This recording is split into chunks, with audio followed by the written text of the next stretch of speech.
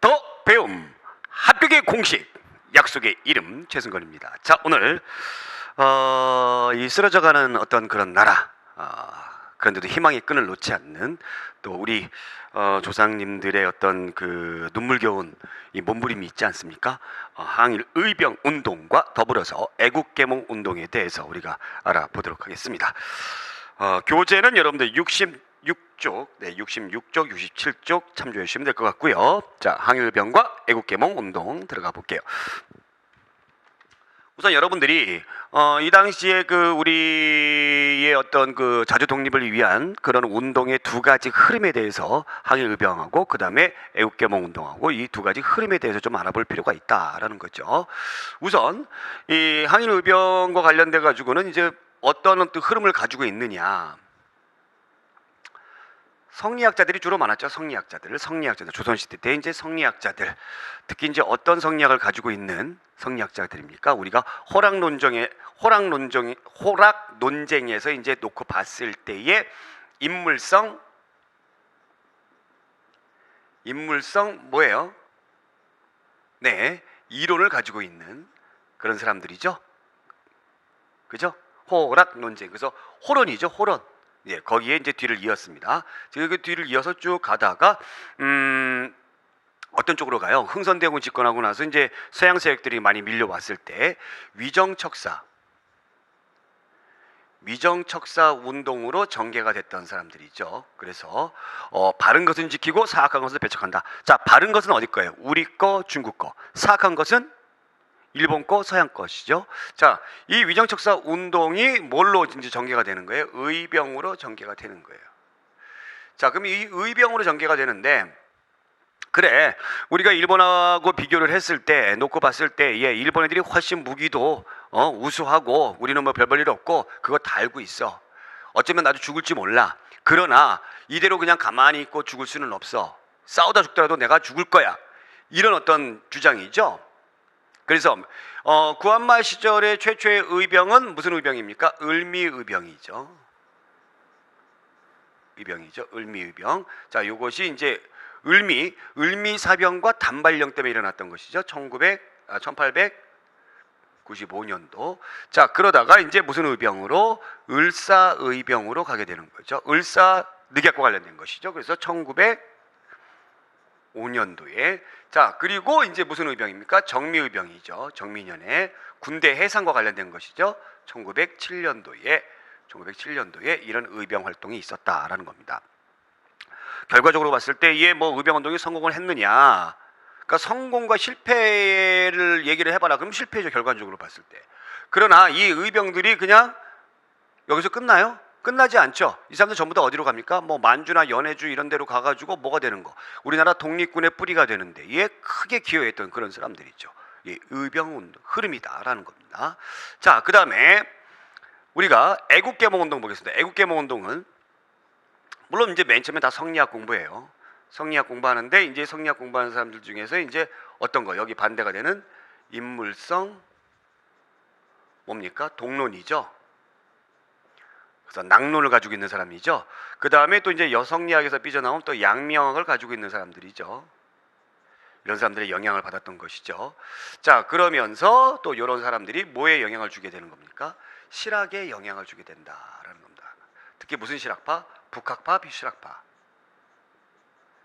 여기에 영향을 줬던 것이죠. 그죠? 그래서 이 실학자들이 이제 나중에 19세기에 들어오게 되면 여기에 영향을 받은 사람들이 어떤 운동을 전개를 하죠? 여러분들,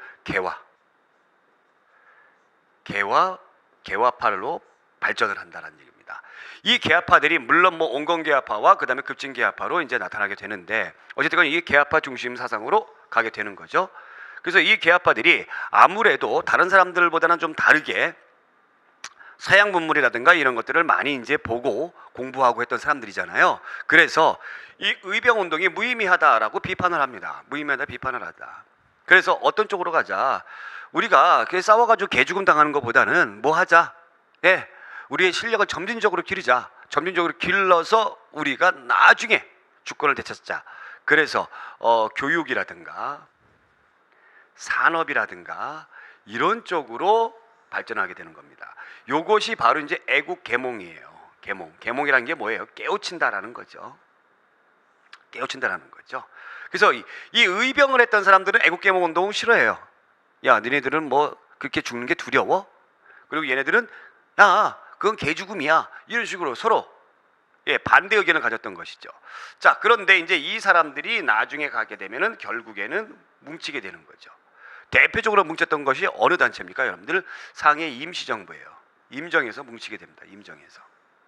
그래서 의병 활동했던 사람들이 뭐 광복군으로도 되고 또 교육산업 했던 사람들이 또 임정에 뭐 외교라든가 이런 쪽에 담당을 했던 사람들로 되고, 그래서 어떻게 본다면 같은 곳에서 시작을 했지만 나중에 달라지잖아요. 하지만 또 같은 곳에 모이더라라는 얘기입니다. 모이더라라는 얘기예요. 그러한 흐름들을 여러분들이 잘 기억해 두고 계시기 바랍니다. 자, 그러면 내용 들어가 볼게요. 항일 의병운동. 자, 맨 처음에 이제 의병은 을미의병이죠. 을미사변과 단발령 때문에 일어났습니다. 네. 참고로 이제 단발령은 이 상투를 자르는 건데, 이 고종이 시범을 보이죠. 고종이 시범을 보이는데 워낙에 이 반대 세력들이 많다 보니까 단발령은 취소를 해버립니다. 취소를 해버려요. 자, 위정척사 사상을 가진 유생이 주도를 했다. 유인석, 이소응 이런 사람들이 주도를 했습니다. 여러분들 의병과 관련돼서는 의병장들이 어느 시대 때 활동을 했는가 그거 잘 구분해서 파악해 주셔야 돼요. 특히 이렇게 나올 수도 있어요.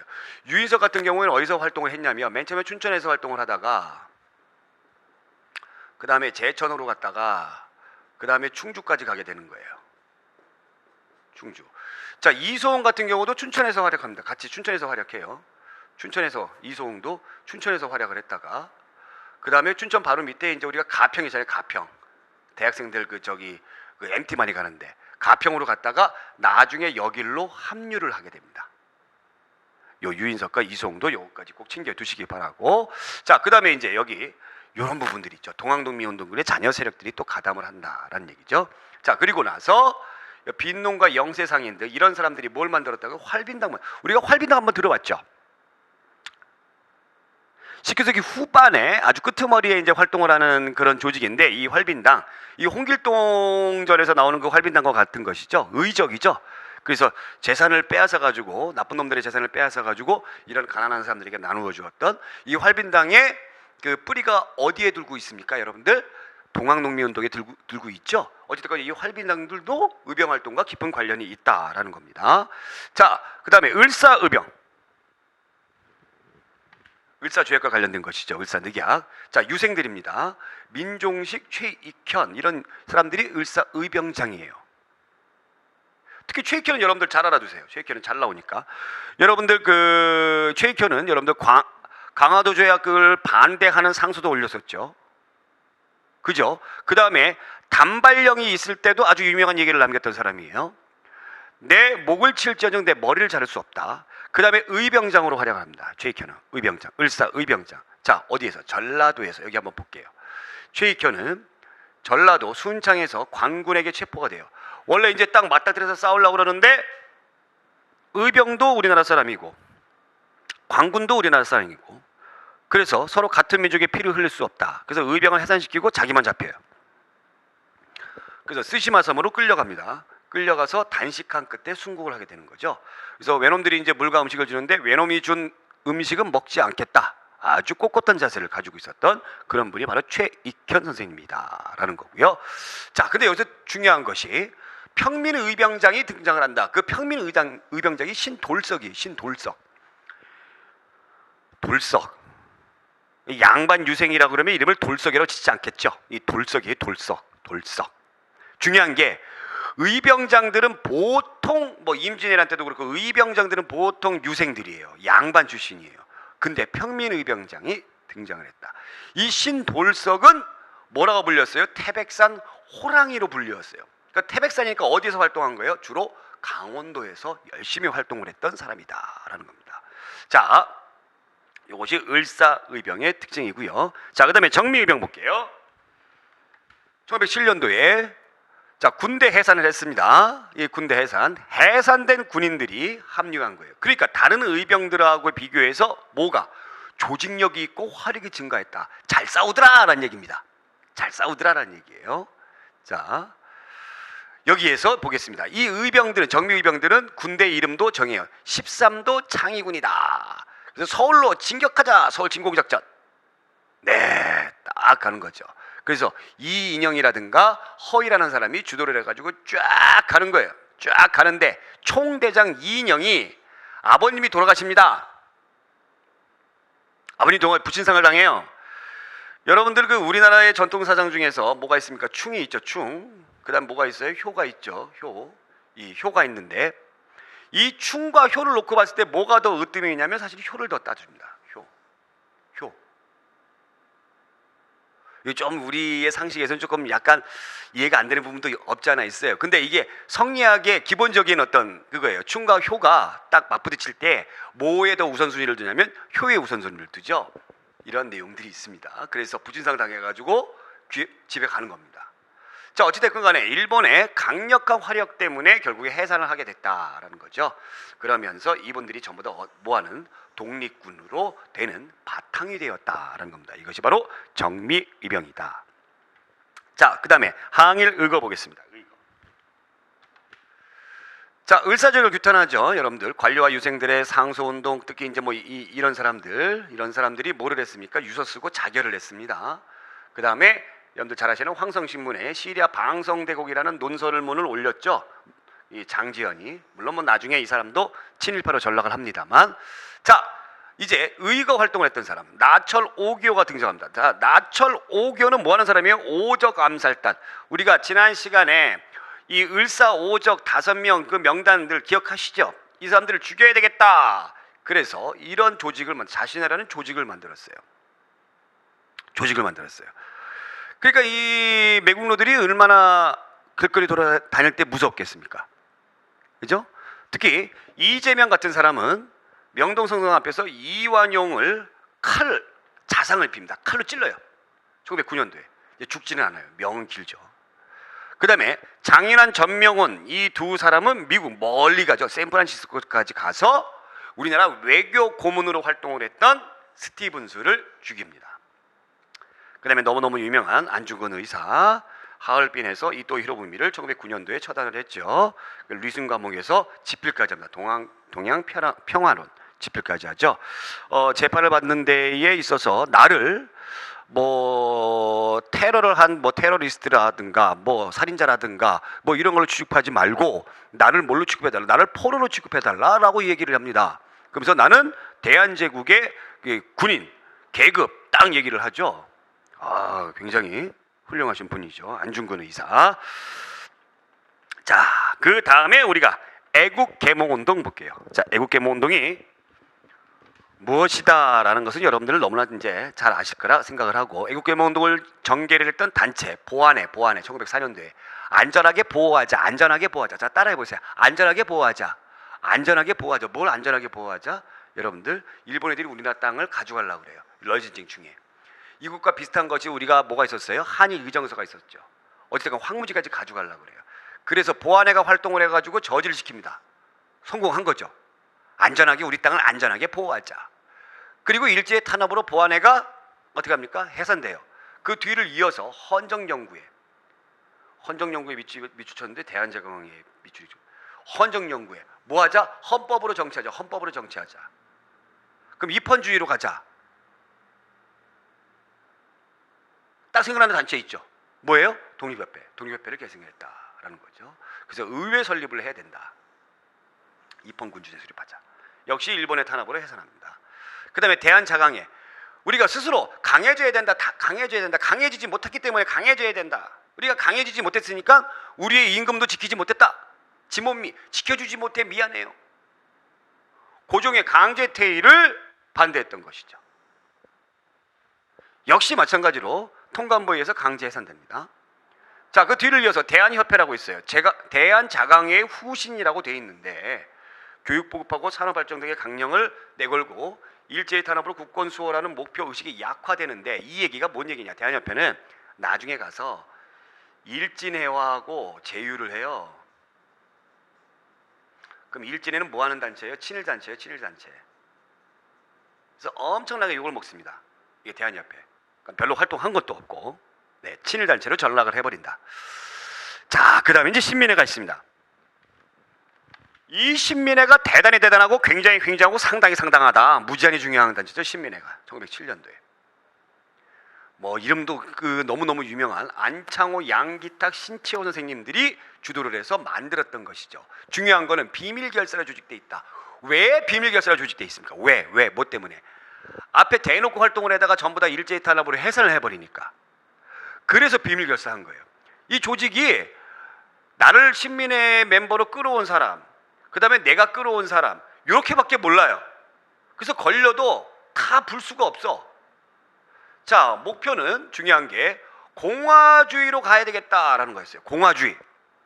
공화주의라는 건 왕이 없는 거죠. 자, 여러분들 뭐 안창호라든가 양기탁이나 신채원 선생님들도 독립협회에서 활동을 하셨던 분들이에요. 근데 독립협회에서는 입헌군주정으로 가자라고 주장을 했고 신민회는 공화정으로 가자라는 겁니다. 어떤 정치제를 목표를 두었는가, 그걸 여러분들이 파악하시는 게 제일 중요합니다. 공화정으로 가자. 그래서 활동으로는 회사 설립합니다. 평양의 자기회사, 자기야 그 자기회사 아니죠, 도자기회사죠. 그 다음에 대구의 태극서관이라는 출판사죠, 출판사.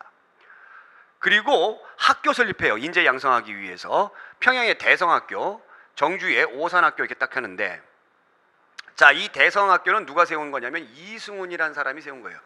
자, 원래 이 이승훈이라는 사람이 이 안창호 선생님의 연설을 듣고 굉장히 감동을 받죠. 그러면서 굉장히 부자예요, 부자. 내가 독립운동하는데 투신을 해야 되겠다.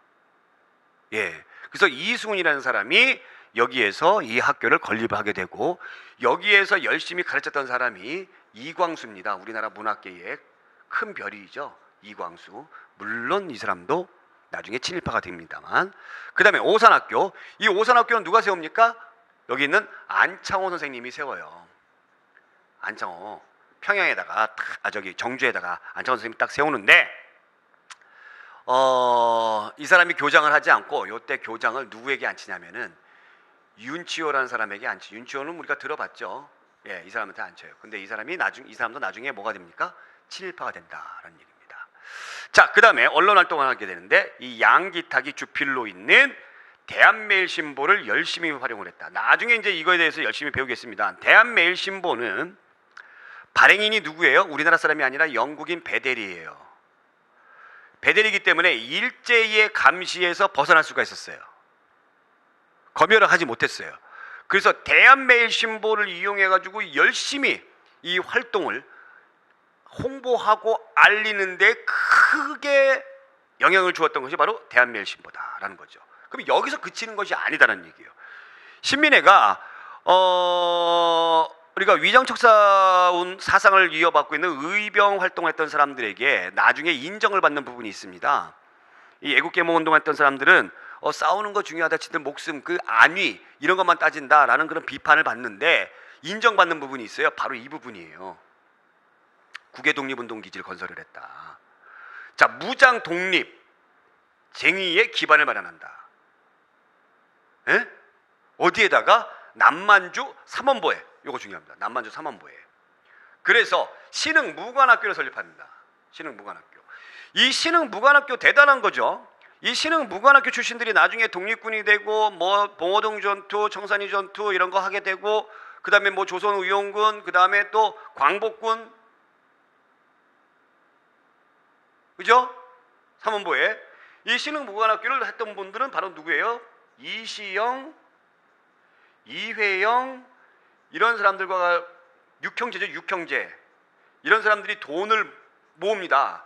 돈을 다 모아가지고 여기에다가 이런 것을 설치하게 된다라는 얘기입니다. 신흥무관학교. 엄청난 거죠. 잘 알아두시기 바랍니다. 잘 알아두시기 바랍니다. 이 신흥무관학교 출신 중에 제일 유명한 사람이 바로 누구예요, 여러분들? 김원봉이죠.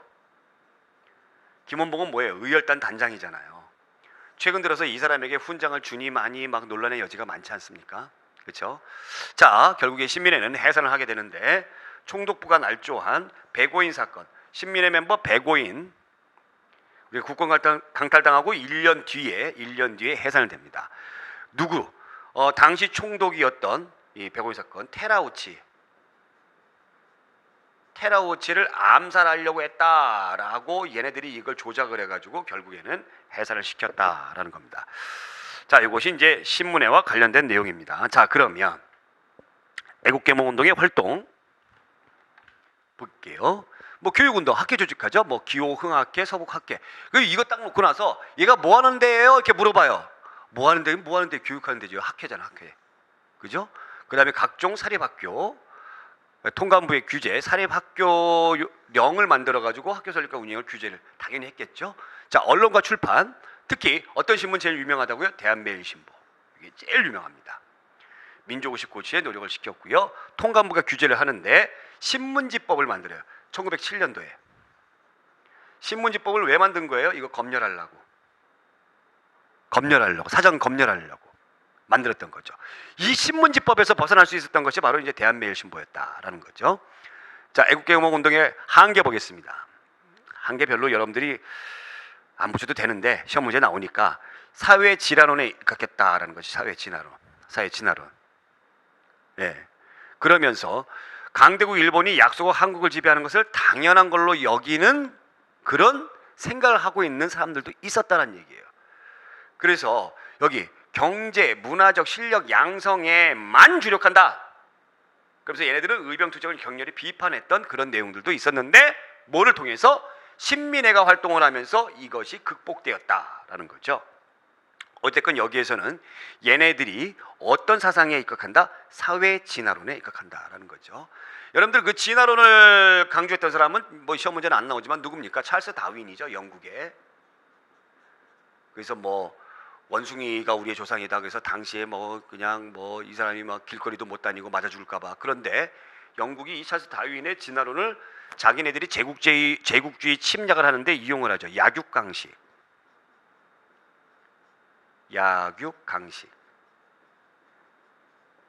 석이 아니라 강식. 약한 것은 그 강한 것에게 먹힐 수밖에 없다라는 거죠. 그 강한 건 뭐예요? 현실에 맞게, 지금 현재에 맞게 잘 진화된 사람들. 그래서 그것의 논리로 이 다윈의 진화론을 당시 제국주의 국가들이 합리화시키는 논리를 이용을 했어요. 사회 진화론. 자, 애국단체의 이권수호운동 보겠습니다. 뭐 앞에서 봤던 내용들이 반복되는데 만민공동회의 활동에서는 뭐 러시아 내정 간섭, 이권 침탈 규탄, 군사교관, 재정고문 철수시켰죠. 그다음에 그 유명한 저령도조차 저지, 한러은행 폐쇄. 그러니까 만민공동회가 얼마나 무서운 그런 토론회였습니까? 그렇죠? 그다음에 프랑스와 독일의 광산 채굴권 요구도 저지를 시켰고요. 허니 6조까지 올렸었다. 자, 보안에 황무지 개간권 요구를, 일본의 황무지 개간권 요구를 어떻게 했습니까? 저지시켰죠. 그죠? 예, 황무지 개간권 요구를 저지시켰습니다. 자, 국채보상운동. 말 그대로 국채보상운동은 일본의 진 빚을 갚자. 일본 애들이 뭐 차관 제공. 나중에 가면 일본 애들이 차관 우리 안 받으려고 그러는데 차관을 줬어요. 그래서 이 차관이 뭐예요? 빚이잖아요, 빚. 그러니까 우리가 경제적으로 여기 예속돼 있는 거예요. 그래서 일본의 진빚을 갚자 1907년도에 대구에서 돈과 관련된 그런 분입니다. 서상 돈. 그 다음에 여기에 플러스 누구도 있어요? 양기탁도 있어요. 양기탁 선생님도 있어요. 이 사람이 중심이 돼서 전국에 확산되는데 이 단체 이름이 뭐니 물어보면 국제보상기성이에요. 역시 돈이 많이 모입니다. 어떻게 많이 모일 수가 있었어요? 바로 대한매일신보에 열심히 기사를 써가지고. 그래서 금주합시다, 담배 끊읍시다, 폐물 이런 거 기부합시다. 그래서 돈이 막 모여요. 돈이 막 모이는데 일본 애들이 또 여기서 뭐를, 가짜 뉴스를 퍼뜨려요. 이 가짜 뉴스가 뭐냐? 여기에 있는 양기탁과 같은 이런 사람들이 여기에 모인 돈을 뭐 한다? 횡령한다. 이런 가짜 뉴스를 퍼뜨려 가지고 흐지부지하게 끝나게 되게 그렇게 만들어 버리죠. 아유, 이런 가짜 뉴스 같은 거 좀 없어져야 되는데 정말. 이 당시에도 가짜 뉴스가 있고. 자, 그래서 국채보상운동이 이렇게 해서 막을 내렸다였습니다. 자, 이렇게 해서 우리가 국채보상운동까지 꺼져가는 저 풍전등화와 같은 당시 우리나라의 그 입장에서 우리의 또 처절한 노력에 대해서 알아봤습니다. 자, 다음 시간에는 우리가 일제 강점기 시가 일제 강점기 때 일본 애들이 어떻게 우리를 통치했는가 그런 부분들에 대해서 흐름을 짚어보도록 하겠습니다. 자, 오늘 여기까지. 고맙습니다.